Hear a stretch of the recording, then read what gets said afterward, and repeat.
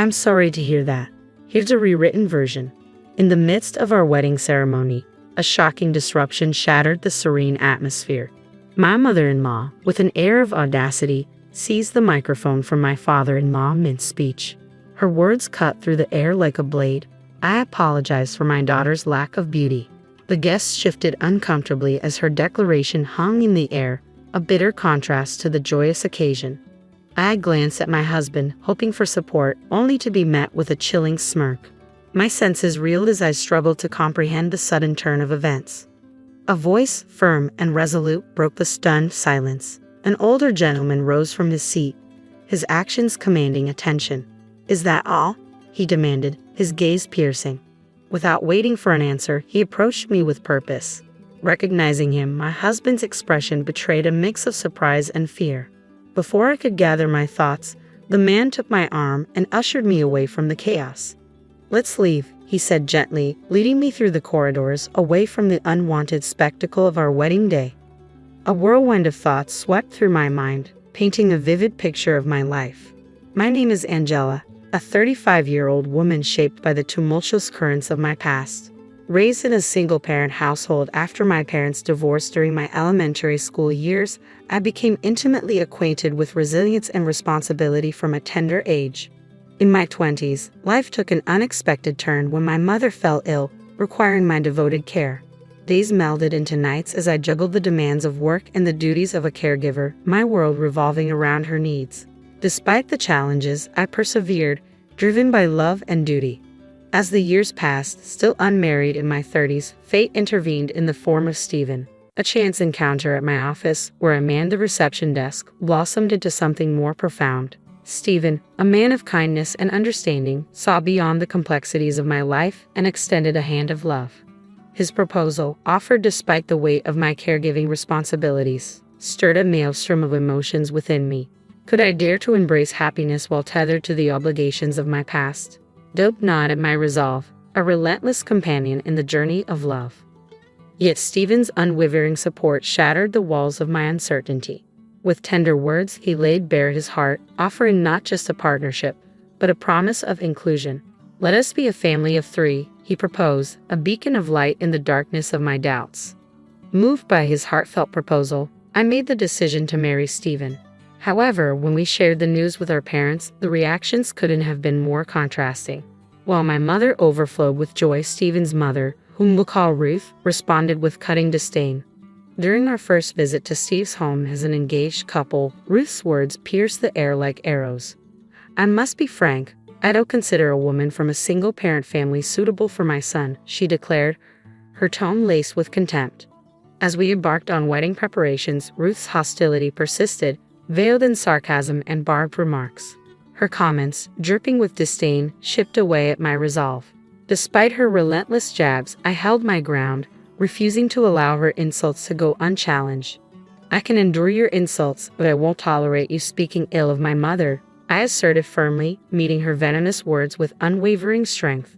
Yet Ruth's attacks only escalated, accusing me of using deceit to ensnare her son and casting unfounded aspersions on my family. Faced with her baseless accusations, I stood my ground, defending my honor and that of my loved ones. Though the road ahead seemed fraught with challenges, I refused to allow Ruth's bitterness to tarnish the love Stephen and I shared. With each attempt to assert myself, Ruth's venomous retorts intensified, leaving me feeling increasingly powerless. The thought of confiding in Steve crossed my mind, but I couldn't bear to burden him with unnecessary worries as we embarked on our journey into married life. Ruth's audacity reached new heights as she began to meddle in our wedding plans, even intruding upon the sacred ritual of selecting a wedding dress.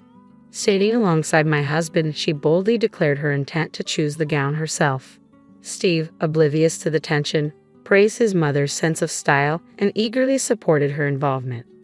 "I appreciate your gesture, but I want the freedom to choose a dress that resonates with me personally," I asserted gently, refusing to relinquish control over a decision so deeply personal. "I traveled all this way for you, only to be met with disappointment," my mother-in-law lamented, her words dripping with hurt. My husband's immediate defense of her, always swift to side with her, especially when she portrayed herself as the victim, stung deeply. Yet, when it came to the wedding dress, a symbol of my joy and individuality. I couldn't yield. I understand, but I must choose my own dress. This moment is too important to compromise on, I affirmed resolutely, unwilling to sacrifice my vision for the sake of appeasing others. Despite her reluctance, my mother-in-law relented, though her resentment lingered. As the morning of the wedding dawned, her simmering animosity erupted into a shocking display of cruelty. What a dreadful dress! And the veil? Tasteless, she scoffed upon encountering my chosen attire in the dressing room. Her words cut deep, a venomous attack on the culmination of my dreams. Despite my rising distress, I endeavored to maintain composure, determined to sidestep any turmoil on my special day. My mother, who adores sewing, crafted this veil with love. We selected the dress together, and I truly adore it, I explained evenly, hoping to diffuse the tension. But my attempt at peace was shattered as my mother-in-law's eyes widened with fury. In an instant, her calm facade crumbled, replaced by a storm of rage. With a sudden motion, she produced a can of coffee from her purse, unleashing its contents onto my beloved dress. Shock paralyzed me as the dark liquid stained the pristine fabric, rendering it unsalvageable. Desperation gripped me as I reached for a nearby towel, but my efforts proved futile against the irreversible damage. This is the consequence of disobedience, she spat, her voice dripping with malice. With a final decree, she declared my attire unfit for the occasion, leaving me with no choice but to comply with her demands. As she exited the dressing room, her vindictive act hung heavy in the air, a bitter reminder of the power she wielded over my happiness. She must have deliberately brought the canned coffee, plotting to ruin my dress all along, evident from the fact that she had another dress prepared. Fueled by a mix of anger and frustration, I trembled with disbelief at her calculated cruelty. Seeking solace, I retreated to the separate waiting room where my husband awaited, tears streaming down my cheeks as I recounted the ordeal. This is utterly unfair. It's going to cast a shadow over our entire wedding. What would you like me to do about it? He snapped, his frustration palpable. Before I could finish, he cut me off, his voice rising in anger. His sudden outburst mirrored the venomous intensity of his mother's actions. Stunned by his abrupt shift in demeanor, I recoiled, taken aback by the harshness of his words. Yet just as swiftly as his anger erupted, it dissipated, replaced by a sense of remorse. I'm sorry. I didn't mean to lash out like that. I'm just feeling overwhelmed, he apologized, his agitation evident as he wiped beads of sweat from his brow. Despite his apology, a pang of guilt gnawed at me for burdening him with my troubles on such a momentous day. In an effort to diffuse the tension, I opted to lend an ear to my husband's concerns. You seem really stressed. What's going on? I inquired gently, hoping to offer some support. It's a bit chaotic. The CEO of my company unexpectedly decided to attend our wedding. It's a long story, but basically he heard about our wedding from Steven's boss, who happened to meet him here at the hotel. My husband explained, his voice tinged with apprehension. And to top it off, one of my colleagues fell ill last minute, so they invited the CEO to fill in. The coincidence was certainly striking, and I couldn't help but see the potential career implications. It's quite the opportunity. Your skills might just earn you a promotion, I remarked, though it couldn't shake the feeling of frustration at his dismissive tone. Realizing the futility of arguing with him in his current state, I chose to withdraw from the conversation, allowing him to stew in his own thoughts. With the wedding ceremony underway, we exchanged vows atop the hotel's rooftop, the picturesque setting providing a serene backdrop to our union. As the moments passed without incident, a sense of relief washed over me, the earlier turmoil momentarily forgotten. However, the tranquility was short-lived, shattered by the impending family speeches at the reception. My mother-in-law's words cut through the air like a blade, leaving me seething with anger and indignation. Despite my father-in-law's attempts to intervene, she persisted, clutching the microphone tightly as she unleashed her vitriol for all to hear. Just as I reached my breaking point, a middle-aged man rose from his seat with determined resolve, striding purposefully towards me. You don't deserve to endure this, he declared, his gaze fixed squarely on my mother-in-law. Without hesitation, he extended a guiding hand, leading me away from the escalating confrontation. My mother-in-law's outrage was palpable as she recoiled at the interruption to her tirade. However, her fury paled in comparison to the shock that rippled through the room as the man's identity was revealed. Who dares to interrupt my speech? She exclaimed, her indignation faltering as she realized the stature of the man before her. Beside her, Stephen's complexion drained of color as the truth dawned upon him. In a whirlwind of confusion, we hastily retreated from the reception hall, leaving the chaos behind. Sweating profusely and visibly flustered, Stephen struggled to regain his composure as we sought refuge in the relative privacy of the dressing room. "Why is my father here?" I gasped, the revelation sending shockwaves through my already tumultuous world. That's correct. Stephen's company CEO is also my biological father. The dissolution of my parents' marriage stemmed from irreconcilable differences. Their constant conflicts, exacerbated by their shared workplace, led them to part ways in the belief that it was for my well-being. Despite the divorce, they maintained sporadic contact over the years. I had grown accustomed to seeing my father several times a month, his consistent child support ensuring my needs were met as I transitioned into adulthood. Even when my mother fell ill, he remained a steadfast presence, offering support in various forms, fostering a strong bond between us. Yet the revelation of his position as Stephen's boss caught me off guard. "I never knew my father was the CEO of Stephen's company," I murmured, grappling with the unexpected twists of fate. His sudden appearance at my wedding, contrary to his prior commitment to a business engagement, only added to the bewildering turn of events. "Why did you come if you had an important meeting?" I questioned, perplexed by his change in plans. "My meeting concluded earlier than anticipated. I couldn't miss the opportunity to give you this gift in person," he explained, his presence offering a glimmer of solace amidst the chaos. As I made my way to the entrance, I encountered an employee who revealed an unexpected twist. My father was the boss Stephen had mentioned. Learning of the wedding through routine preparations for a gift, my father seized the chance to attend upon discovering a vacant seat due to a last-minute cancellation. "Why didn't you tell me?" I questioned, feeling a mix of surprise and confusion at his secrecy. "After discussing with your mother, we thought it would be a delightful surprise. I never anticipated it would unfold like this," my father confessed, a tinge of sadness clouding his expression. Before I could delve deeper into the matter, the dressing room door swung open, revealing my mother-in-law's ominous presence. Her saccharine tone sent shivers down my spine as she attempted to coerce me back into the fold. The realization that she must have learned of my father's identity from her husband's revelation sent a chill through me. "Who do you think caused all of this?" "It was just a harmless joke," she declared, her attempt at levity falling flat in the face of my father's unexpected appearance. "How dare you make such a tasteless joke at my daughter's expense? It's unforgivable," my father shot back, his indignation mirroring my own. "What? So, it wasn't a jest after all? You genuinely called my daughter ugly?" My father's confrontational tone left my mother-in-law stumbling for words, her feeble attempts at evasion falling flat. In a flurry of urgency, my husband burst into the room, his hurried footsteps echoing in the tense atmosphere. He knelt before my father, seeking to atone for his mother's transgressions. "I apologize for my mother's indiscretion," he implored. "You're apologizing to the wrong person." My father's icy gaze bore down on my husband, his words laced with disappointment and reproach.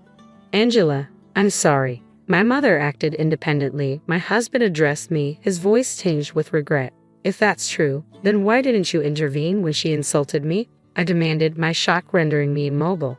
"And your father attempted to intervene," I added, incredulous. "But you seemed content to sit back and watch," I accused, my voice trembling with hurt and betrayal.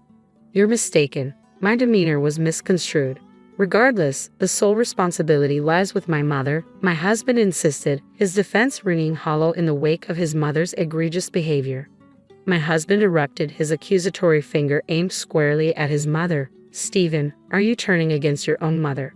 We agreed to teach this insolent wife a lesson together, didn't we? Hey, enough with the unnecessary remarks. You said we needed to put this wife, who refuses to let mama have her way with the dress, in her place.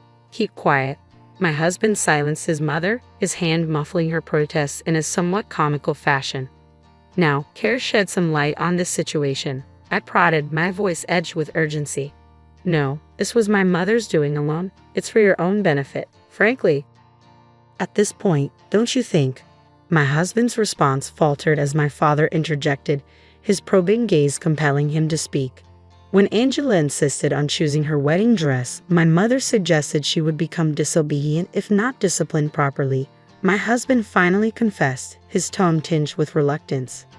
"What's wrong with choosing my own dress? Isn't it natural for a wife to heed her mother-in-law's wishes? If you can't even manage that, I feared you might become an obstinate wife who defies her husband in the future. My mother-in-law interjected, her words dripping with disdain. Marriage is a partnership of equals, isn't it? There's no hierarchy.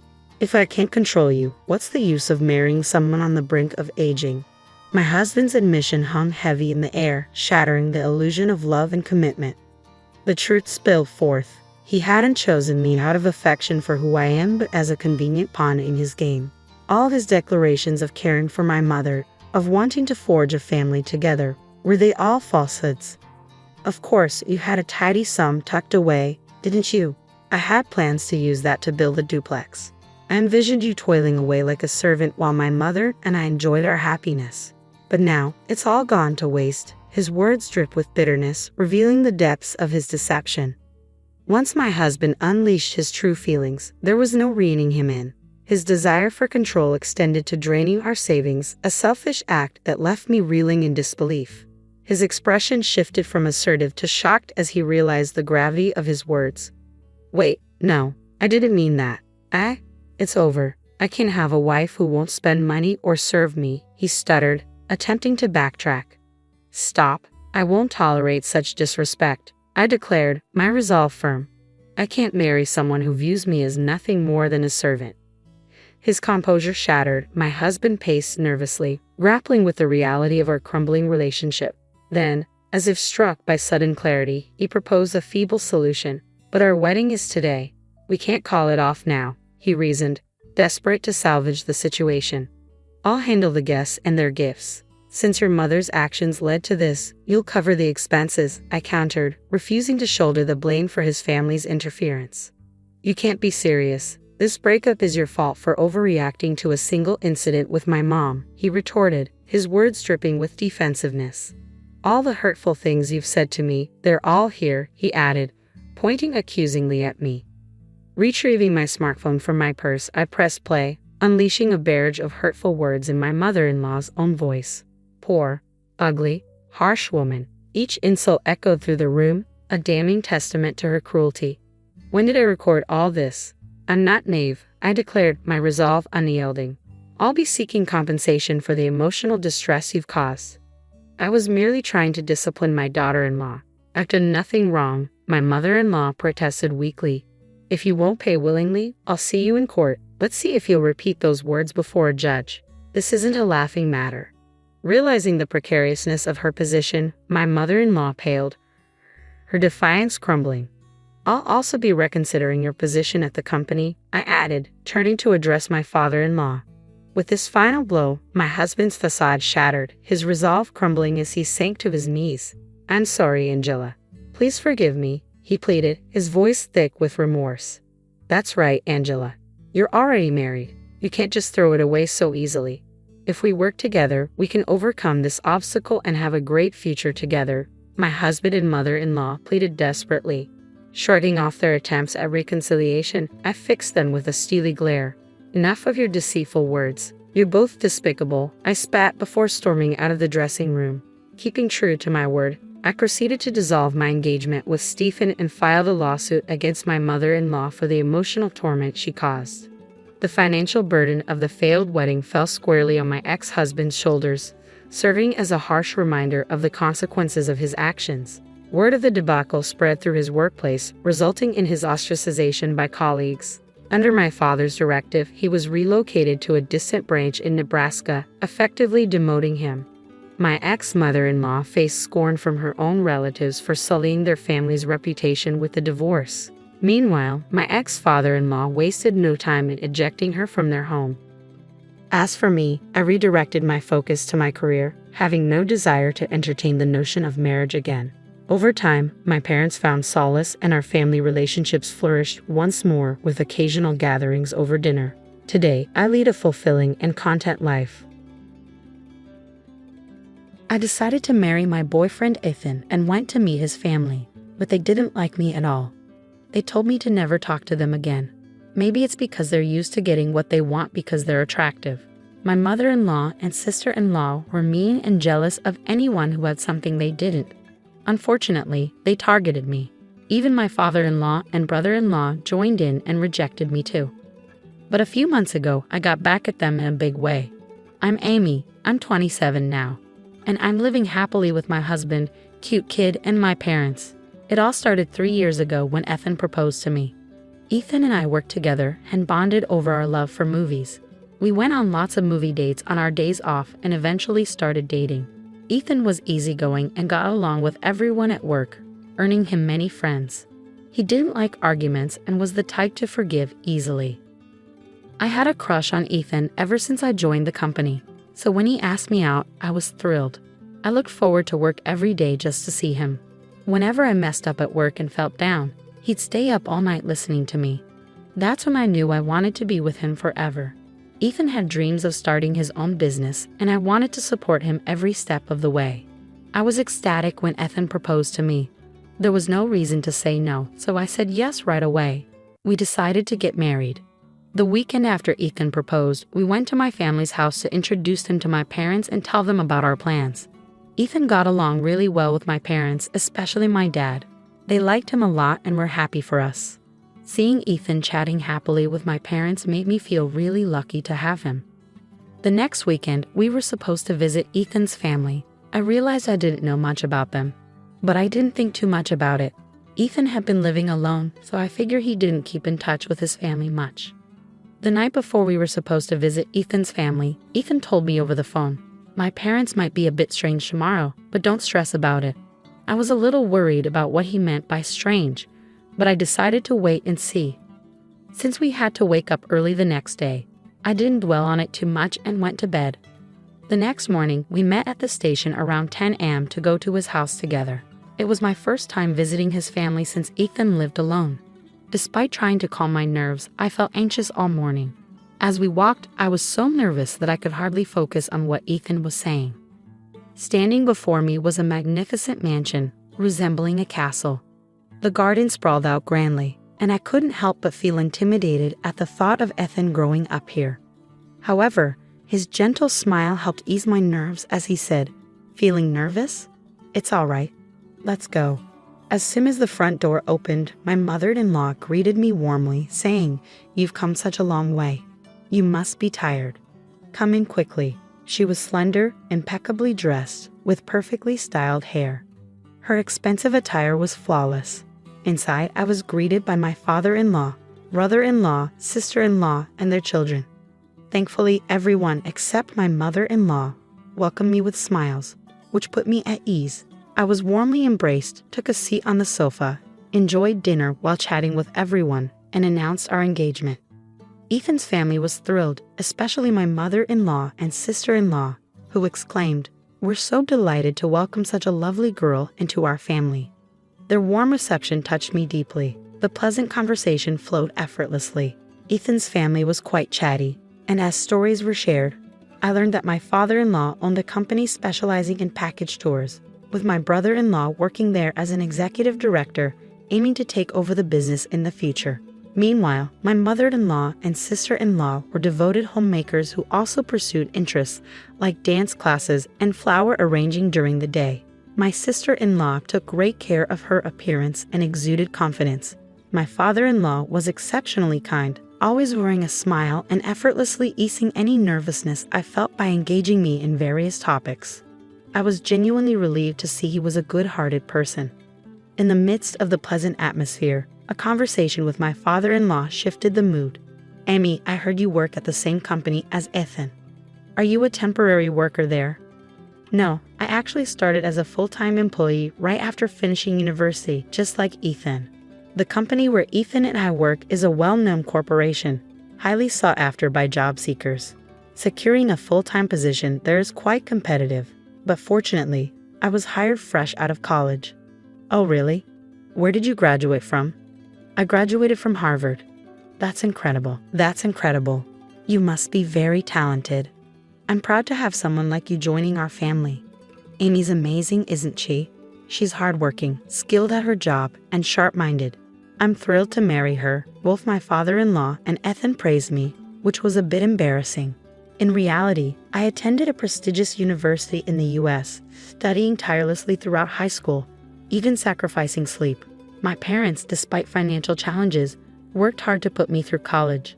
I was determined to attend a good university, secure a decent job, and one day repay my parents for their sacrifices. I've been striving towards that goal wholeheartedly. Engaged in a lively conversation with others, I noticed my mother-in-law and sister-in-law had fallen silent. Concerned, I tried to steer the conversation in a different direction. Seeing a beautiful flower arrangement on the table, I asked my mother-in-law, "Did you arrange those flowers?" "They're beautiful." Her response was unexpectedly curt. "What? You, a professional in a top-tier company, interested in housewives' hobbies?" Confused by her sudden change in demeanor, I wondered why she was now being cold when moments ago she had been smiling. My sister-in-law added, "With your high education, you probably think housewives only talk about flowers." I hadn't meant to imply that at all. Feeling overwhelmed and unsure of how to respond, tears threatened to surface. Ethan intervened. "Hey, both of you, cut it out. Amy doesn't look down on anyone." His words were comforting, but I couldn't find the words to apologize or defend myself. So I remained silent, keeping my head down.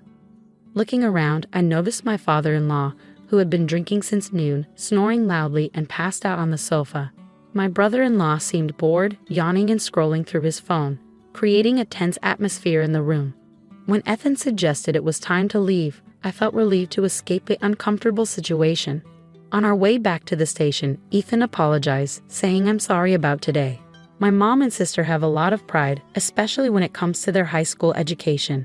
According to Ethan, my mother-in-law had worked at a flower shop right after high school, where my father-in-law had fallen in love with her at first sight. She was undeniably beautiful, attracting many customers to the shop just to see her. After persistent pursuit, they started dating and eventually got married. Even now, it seems my father-in-law is still smitten with my mother-in-law, always doing whatever she asks. My sister-in-law was also stunning. She and my brother-in-law had been classmates in high school and reconnected at a reunion in their early 20s. Seeing her beauty, my brother-in-law fell head over heels, and after persistent efforts, they ended up together. Like my father-in-law, my brother-in-law seemed to follow his wife's lead. Despite my higher education, I couldn't understand why they felt insecure. They were both beautiful women with caring husbands who always looked out for them. Yet, I couldn't shake off a lingering sense of unease and doubt about marriage. Nevertheless, with approval from both families, we began planning our wedding. Although some uneasiness lingered, I believed that open communication would help us understand each other better. "Don't worry, I'll always support you, Amy," Ethan reassured me, helping me stay positive. After nearly 6 months of meticulous preparation, just a day before our wedding, Ethan's phone rang. It was his mother. After a brief conversation, Ethan's shocked expression hinted at something unexpected. "What? Why? We can't just change it." "Hold on," he said before the call abruptly ended. When I asked what happened, I awaited his response anxiously. Ethan stunned me with his revelation. "My parents, they just informed me that they won't be able to attend the wedding tomorrow." "What? What do you mean?" I was utterly shocked and anxiously pressed Ethan for more details. According to him, it appeared that his parents had forgotten about a trip they had planned for the same day as the wedding and couldn't make it. I couldn't believe it.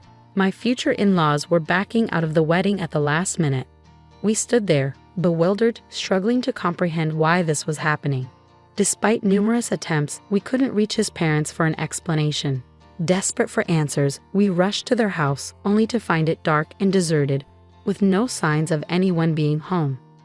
I expressed my concern to Ethan.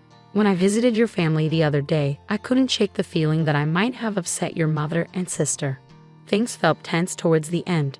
Ethan replied, "I've mentioned it before. Both my mother and sister have strong personalities. Smart women can be a bit stubborn. Even if they were upset, I wouldn't necessarily know." When I questioned, "But why would your father skip the wedding too?" Ethan explained, "My dad and brother-in-law, they tend to prioritize keeping the peace with their wives. They probably sided with them to avoid upsetting my mother." He looked troubled as he spoke, leaving me speechless. Ultimately, despite our efforts, we couldn't reach Ethan's family even on the day of the wedding. We had no choice but to proceed without them. Why did this happen? Did I inadvertently do something wrong? And was it truly just a matter of them forgetting about their planned trip to the hot springs? Even if it was, I struggled to understand why Ethan's family would choose a vacation over attending their own son's wedding.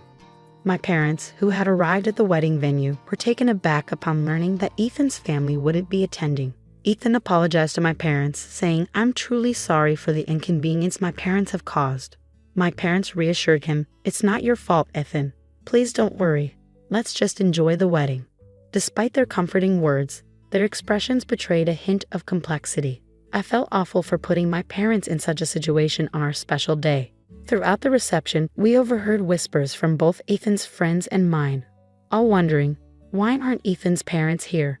Even our boss, who graciously offered to give a toast, inquired, "Where are your parents?" We were left grappling with how to respond. We couldn't possibly reveal the truth. My parents chose to go on a trip instead of attending their son's wedding. So when asked about Ethan's parents, we simply stated that they were feeling under the weather. What was meant to be a joyous occasion turned into a mentally draining ordeal. A few days after the wedding, Ethan and I visited his parents' house to share the news that the ceremony had concluded. "Oh, Amy, it's been a while. How was the wedding? Did you have a good time?" "I'm sorry, I couldn't attend because of my trip that day. I meant to bring you back a souvenir, but things got busy, and I forgot," she replied without a hint of remorse.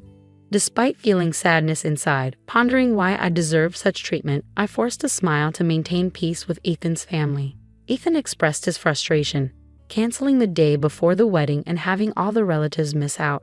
"Is that even normal? If you didn't want to come, we could have spared you the invitation." His sister-in-law added, "I would have come if Amy wasn't the bride." "What? What does that mean?" I was bewildered, my head spinning with confusion. Then, to further escalate the situation, the mother-in-law chimed in, "Don't just blame us. I wanted to witness my son's special day, but Amy ruined it. I'm a victim too. I demand an apology." Ethan defended me, his voice firm, as I was too stunned to respond. "Amy didn't cause anything. She's innocent." Finally, the usually silent father-in-law erupted, "Enough. How dare you barge in here on our day off to complain? Is that why you're here? Get out." With furious anger, he expelled us from the house. As I slipped on my shoes at the doorway, a sharp prick startled me. Ouch! In a rush, I lifted my foot, spotting a caterpillar squirming inside my shoe.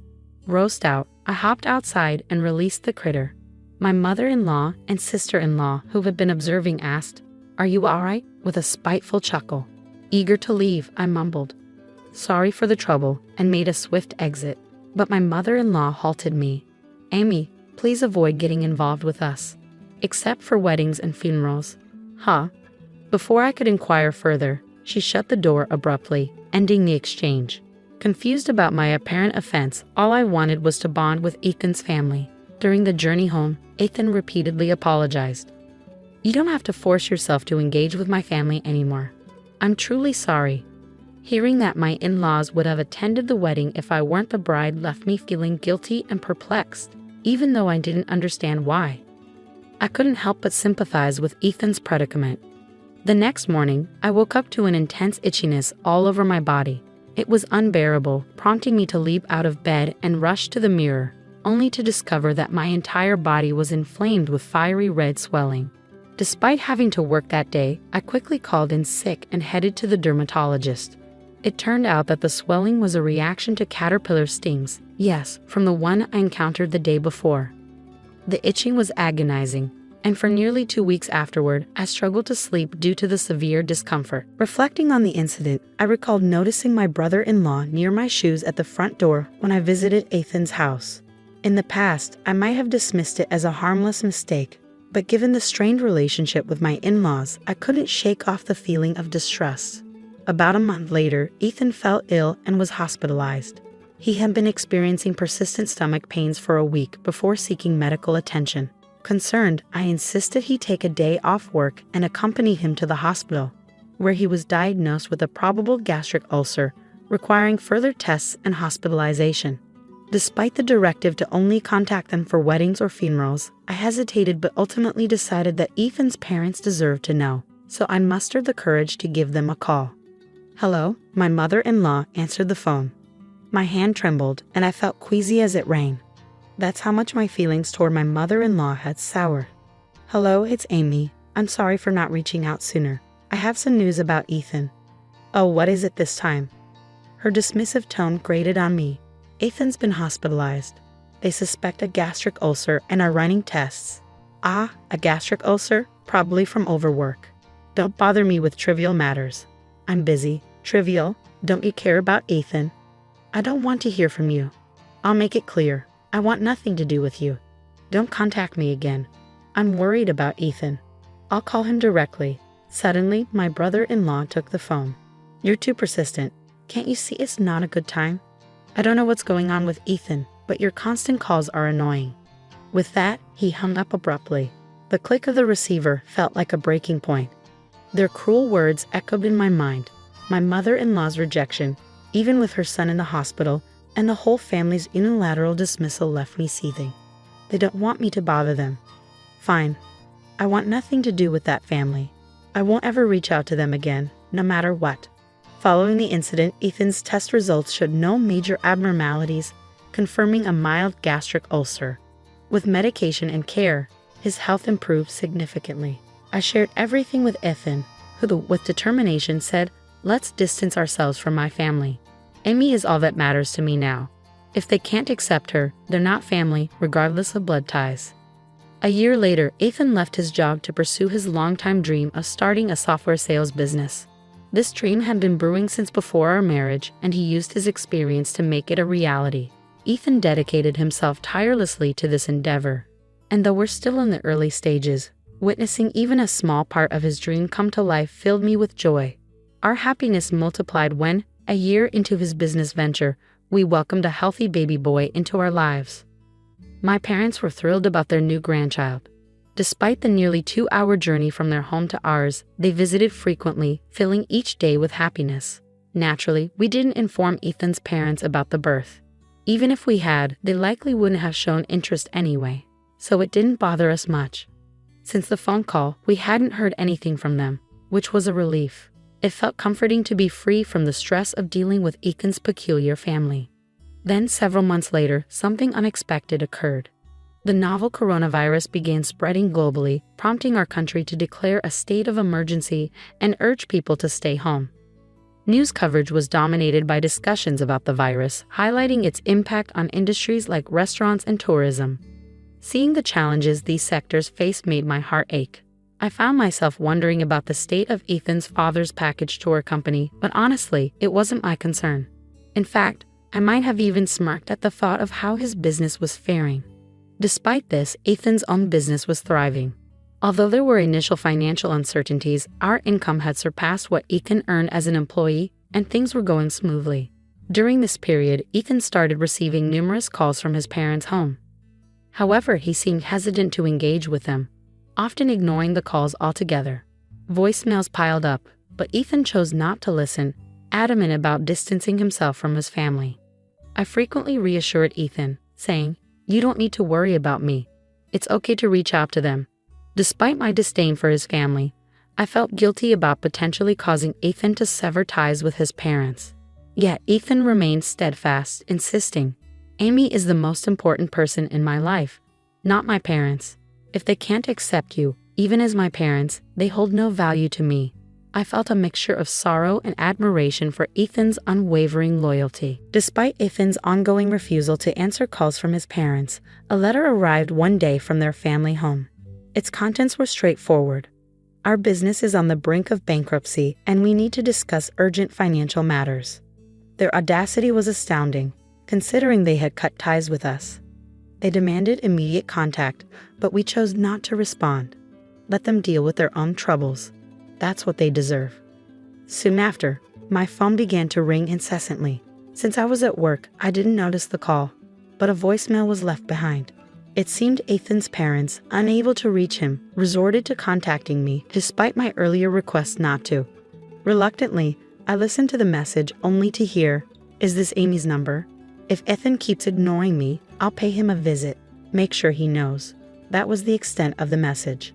2 days after the voicemail incident, Ethan had a rare day off as it was Saturday. We were enjoying a peaceful family time at home, discussing our plans for the day after lunch when the doorbell suddenly rang. Glancing at the monitor, I saw my 4 in-laws standing outside. Ethan, noticing my shock, approached to see for himself.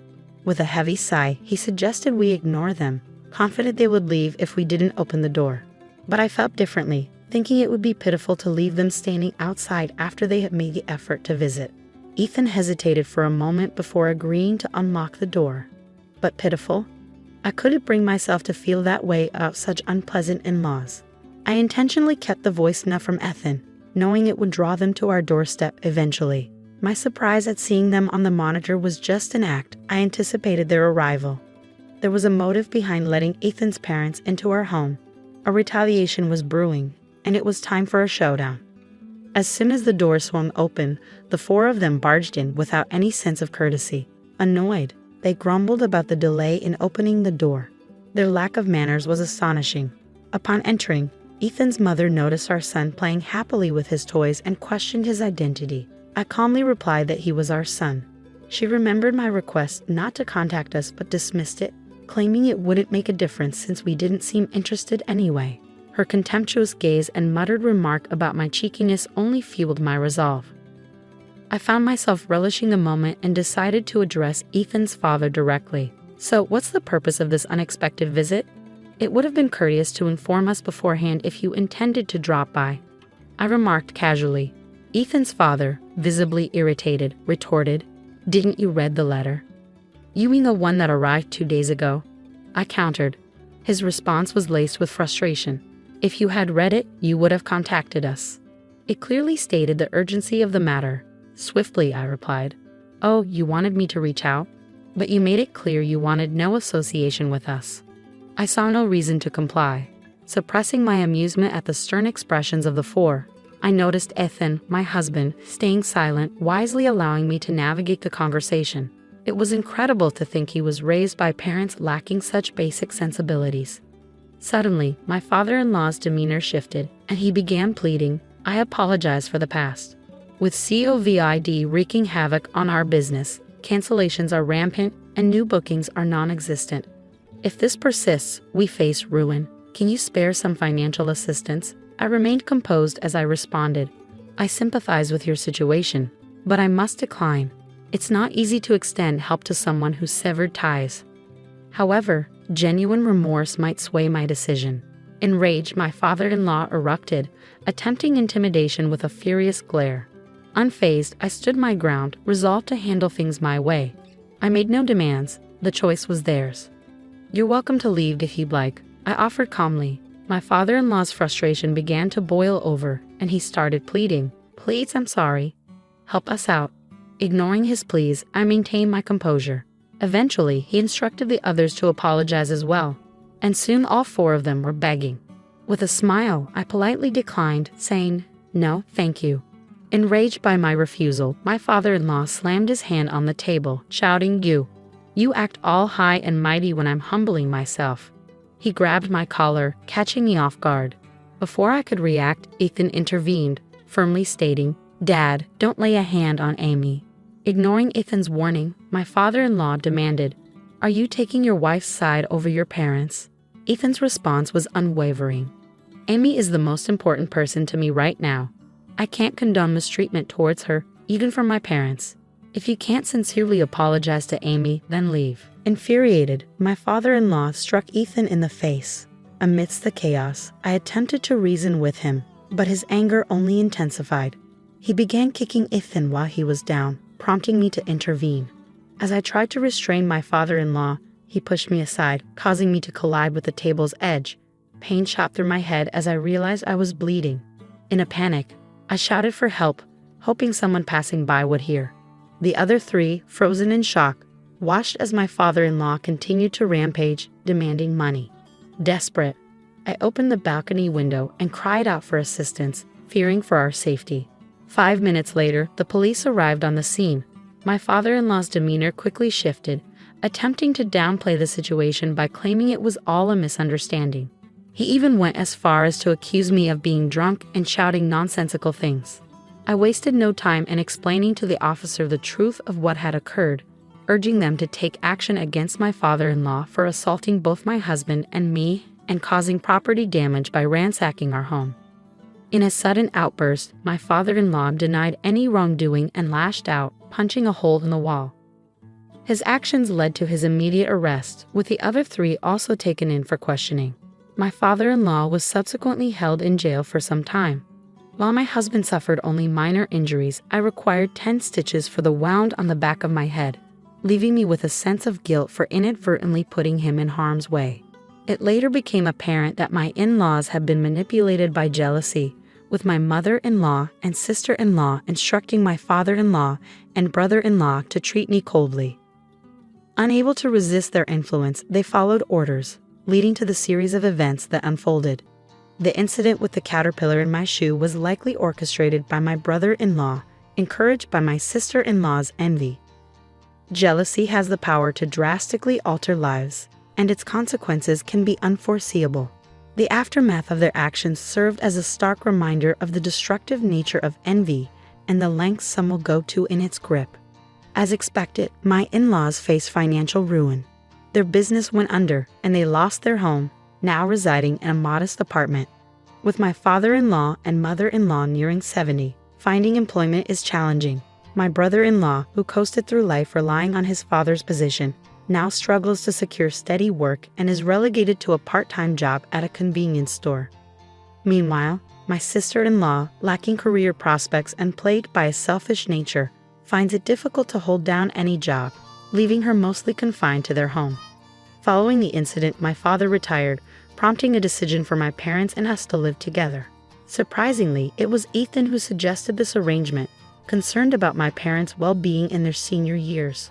With my parents caring for our son during the day, I've been able to return to work, feeling secure in balancing childcare and my career. Life with my loving husband, supportive parents, and cherished son is truly fulfilling. I am committed to never forgetting the gratitude I feel for this happiness. Hi, I'm Emma, a 20-year-old college student from New York. My family went through some big changes. My parents split when I was 14, and I've been living with my mom since then. Last year, my dad, who I was really close to, passed away from cancer. He left me a lot of money in his will, but I couldn't get it until I turned 20. Well, guess what? I finally hit that age, and soon after, something amazing happened. One day, my stepdad Justin, who's in his mid-30s and has been married to my mom for 6 years, asked for a chat. Our relationship has always been a bit rocky. I try to keep things cool, but he hasn't always been nice to me. He started the conversation with a serious topic. He suggested that I give the money my dad left me to my stepbrother Michael for his college costs. Justin thought Michael needed the money more, and it seemed fair to him that I help out. I was surprised by his request. The thought of giving away my dad's money didn't sit well with me. I tried to tell Justin that this inheritance was meant for me, and it was important to keep it for my future, but Justin didn't understand. He said I didn't need the money and that Michael needed it more. Despite his push, I stuck to my guns. I calmly explained that refusing wasn't disrespecting him. It was about honoring my dad's wishes and keeping my boundaries. Justin got upset and tried to scare me, but I stayed firm in my decision. It was a tough talk, but I knew I had to stand up for what I believed in. I stayed strong, telling Justin that if he was upset with my decision, he might want to rethink his approach. Justin, remember, we're all part of this family, so let's keep things respectful, I said, hoping for a peaceful solution. But it seemed like that wasn't going to happen. I decided to end the conversation there, leaving before he could say anything. Justin's reaction didn't surprise me, given his past actions. I had a feeling he might try to take the inheritance money for himself someday. As for my mom's role, it's complicated. She seems to overlook Justin's flaws, maybe because she loves him so much. I didn't want to upset her by constantly arguing with Justin, so I've tried to keep the peace. It's strange being one of the youngest, but feeling like I have to be the most responsible. During this tough time, my mom Mary was out of town, which meant she couldn't step in to help. If she had been there, she would have been really angry. Justin saw her absence as a chance to push me around, thinking I wouldn't stand up to him. As I walked away from our argument, Justin followed, yelling at me and calling me a bad sister for not giving the inheritance to Michael. But it wasn't about not wanting to help. It was about sticking to what was fair. Justin and Michael seemed to act more like characters from a cartoon than family, with their antics resembling something out of Pinky and the Brain. Even as I tried to move on, Justin wouldn't let it go. He kept insisting I do what he wanted, bringing Michael into it to back him up. Michael joined in, half awake and confused until Justin reminded him why they wanted the money. First, it was for a business, then suddenly it was for Michael's tuition.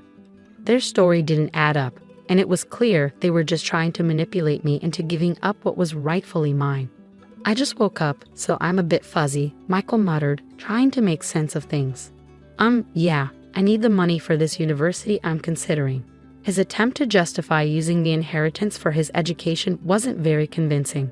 I firmly said no, which led to protests from both him and Justin.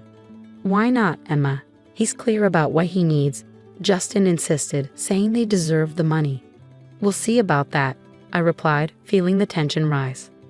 Justin's usual antics were harmless, but this attempt to manipulate me out of my inheritance showed a new level of selfishness and immaturity.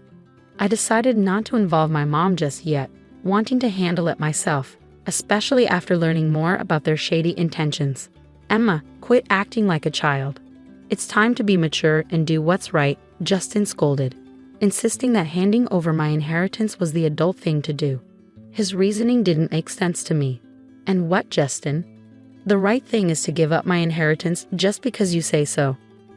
I questioned, his reluctance to involve my mom making me even more suspicious.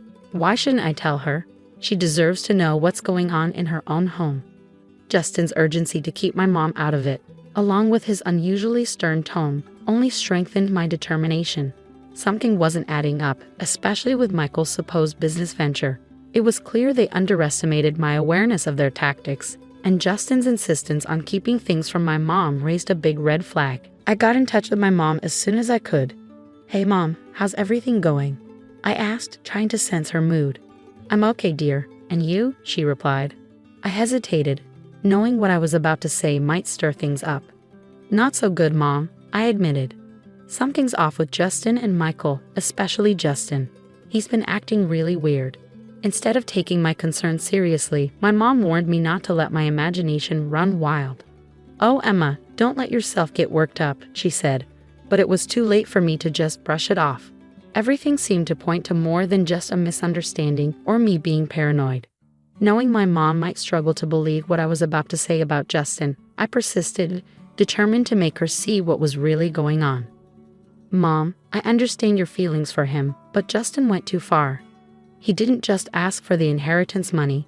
He demanded it for Michael, saying it was for education. Something feels off, and he even got aggressive when I mentioned bringing it up to you. I explained, my determination growing despite her doubts. My mom hesitated, torn between her emotions and the troubling accusations against the man she cared for. I'm struggling to believe this, Emma. We need more evidence to understand it all, she said. Don't worry, Mom. I'll find the proof, I reassured her, even though she wasn't fully convinced. The thought that Justin might have manipulated her troubled me, but I knew I needed solid evidence to uncover his true intentions. That night, I searched the family computer for clues. Luck was on my side when I found Justin's email account open. What I discovered was shocking. Emails between Justin and a woman named Martha revealed deceit. These messages hinted at an affair and discussed plans for divorce and a future fueled by money from a questionable business venture. Justin might have been careful not to discuss anything illegal, but his betrayal was clear. With this information in hand and a determination to uncover more, I decided to talk to Michael, hoping he might accidentally reveal more about their plans. I started a casual conversation with him, secretly recording our chat on my phone. Hey Michael, I greeted him, pretending to be cheerful. Hi Emma, he replied, seeming happy. You seem in a good mood today. Why wouldn't I be? It's a beautiful day, I said, steering the conversation to learn more about Justin's schemes and how they affected my family. Approaching Michael with curiosity, I pretended to consider the request for the inheritance money. I've been thinking about what you and Justin said. I'm actually thinking about giving you the money for college, I said, watching his reaction closely. Really? That's great. I'll tell him right away, Michael said, clearly excited. Not so fast. Before anything happens, I need to be sure. This money is strictly for your college fees, right? I asked, trying to gauge his sincerity. Yes, definitely for my college fees. Michael stuttered a bit, seeming caught off guard by my questions. "And you're certain? What about Martha? Is she on board too?" I pressed, mentioning the name I found in Justin's emails. "Martha? Who's Martha?" Michael stumbled, confusion flickering across his face.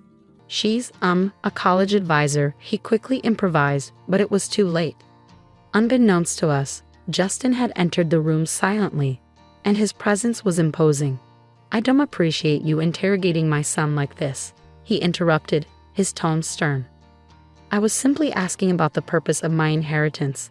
If I'm thinking about giving it away, I want to be sure it's for a valid reason," I explained, trying to stay calm. Justin's reply was sharp. "Once you hand over the money, it's no longer your concern. It's none of your business." His boldness left me stunned, especially when he followed it with a threat. "You're not just considering giving us the money, you will give it to us, or you'll be out of this house." Michael looked as surprised as I felt by his father's sudden aggression.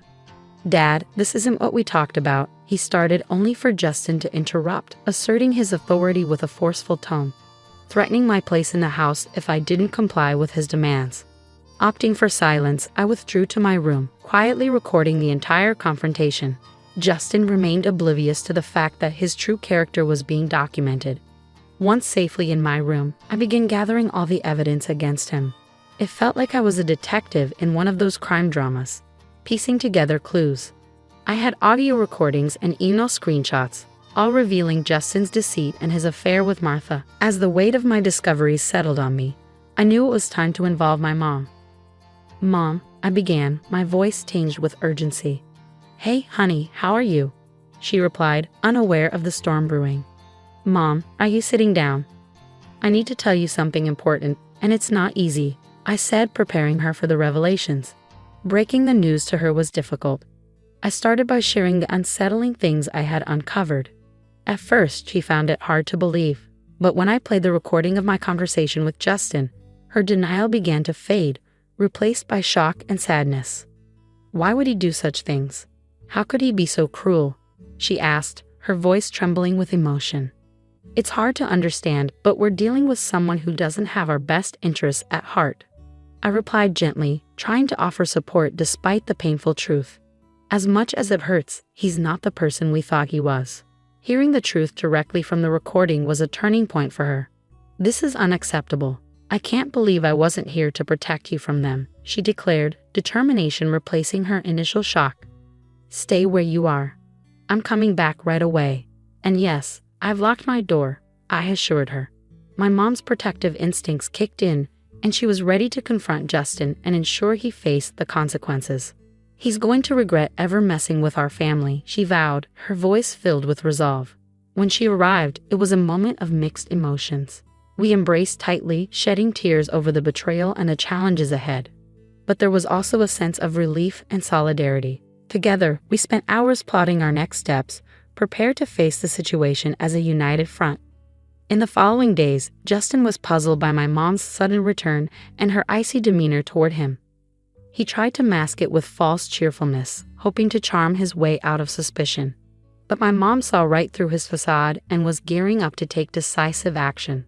Worried about Justin's shady business dealings and the potential misuse of the inheritance, my mom decided it was time to bring in some professional help. She hired a private investigator to look into Justin's activities and the mysterious emails. The idea of him planning to misuse the money for unethical reasons made her furious, and she was determined to protect us from his deceit. The private investigator's discoveries confirmed our worst suspicions and revealed more about Justin's scheming. My mom filled me in on the details, and together we prepared for what came next. It was clear that this wasn't just a family disagreement. It was about standing up to manipulation and making sure justice was served. In that moment, there was tension in the air, a mix of disbelief and determination hanging between us. Justin's usual confidence seemed to waver as we confronted him, his eyes darting around as if searching for a way out. "You can't possibly understand what you're talking about. This is absurd," Justin attempted to deflect, but his voice lacked its usual confidence. It was evident that the tables had turned and the power he once held so effortlessly was slipping away. Caught in the midst of this family turmoil, Michael glanced from his father to us, his expression a blend of confusion and realization. Perhaps for the first time, He began to see his father for who he truly was, a revelation that seemed to shake him to his core. With a determined gaze fixed on Justin, my mom stepped forward. Not only do we understand, but we have evidence, emails, recordings. You've been planning to launder money through a laundromat, and you're associating yourself with a known criminal. Martha's history speaks volumes, and your intentions for this business are crystal clear. Justin's attempts to maintain innocence were crumbling rapidly. You have no idea what you're getting into. This is my livelihood, my business. You can't just intrude But we can, and we will. I interrupted, reinforcing my mom's stance. This isn't solely about your business, Justin. It's about our safety, our lives. You've introduced danger and illegality into our home, and we won't allow you to jeopardize everything for your own selfish motives. The evidence was undeniable. The audio recordings of conversations between Justin and Michael, the emails detailing their plans, and now their admissions made it impossible for Justin to deny any longer. With the camera still recording, every word, denial, and excuse was captured, trying to close in on him with no escape route. You think you're clever, recording this to gather evidence, Justin sneered, his composure slipping further. You might think you've won, but we're not just thinking, Justin. We're certain, my mom interrupted, her tone resolute and unyielding. What you've done is not only morally wrong, but illegal. You've put this family in danger, abused my trust, and now you're going to face the consequences. As the confrontation reached its peak, Michael finally found his voice, barely above a whisper. Dad, how could you? It was a question heavy with betrayal and disillusionment directed at the man he once admired. The room fell silent, the seriousness of the situation sinking in. Justin, stripped of his usual confidence, seemed to shrink in front of us. The game was clearly over. My mom's course of action was clear: legal proceedings, separation, and ensuring the safety of our family. As we left Justin to face the consequences of his actions, my mom and I knew the journey ahead wouldn't be easy. However, armed with the truth and evidence, we were prepared to confront whatever challenges lay ahead together. The veil of deception had been lifted, revealing a newfound strength and unity between us, ready to rebuild and move forward. I have no idea what you're insinuating. Why not call Martha?